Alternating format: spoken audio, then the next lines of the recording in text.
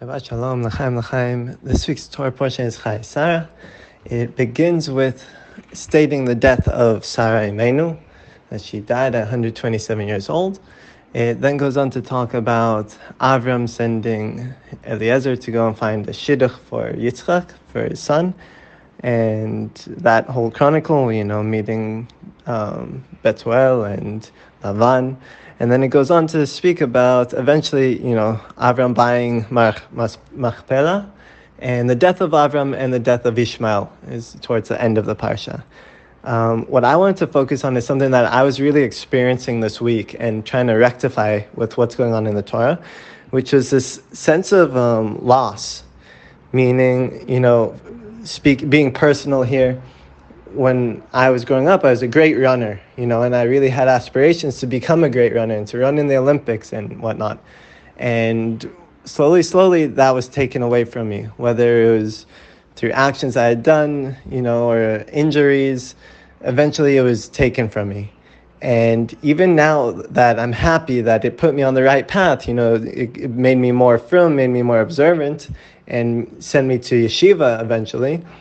A part of me still longs to be a great runner, a part of me still longs to be that. And then you deal with the struggles for parnasa and like building a family and all the different struggles that come along with life. And you just wonder about what I could have been, and I think many people experience this, and each in their own individual way. And in terms of the Torah portion, I found it was very similar. I found a Dvar Torah by Rabbi Weinberger that was very apt, very fitting for this feeling. And he was basically explaining how everyone has this feeling of loss, that they want it to be something great. He said the example he used was of a woman who is a singer, but she's from, so she's not allowed to go to Broadway and sing. And she feels, HaShem, you've given me this talent, but what can I do with it? And in a way, what he comes to explain is that it's a sacrifice, and whatever hana, whatever pleasure you would have gotten from doing that, you're going to get 10 times, 100 times more pleasure by knowing that you're serving and being subservient to HaShem. He said in life, you're subservient to people. And if you're subservient to someone who is abusive of power, then you will be abused.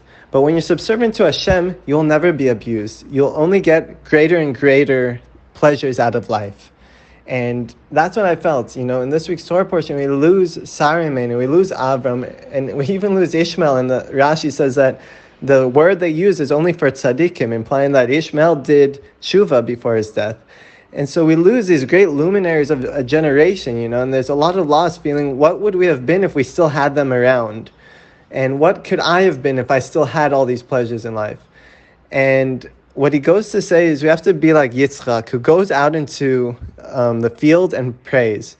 And he is subservient to HaShem out in the world, out in his struggles for parnasa, out in the difficulties of the world. He's subserving and praying to HaShem.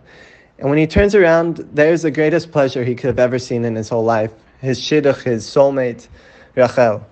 And it's beautiful. And this is what HaShem is trying to say. You will lose many things in life, but we will always have HaShem. And if we're subservient to HaShem, we will have pleasures beyond our wildest imaginations. So Shabbat Shalom, we should merit to internalize these ideas.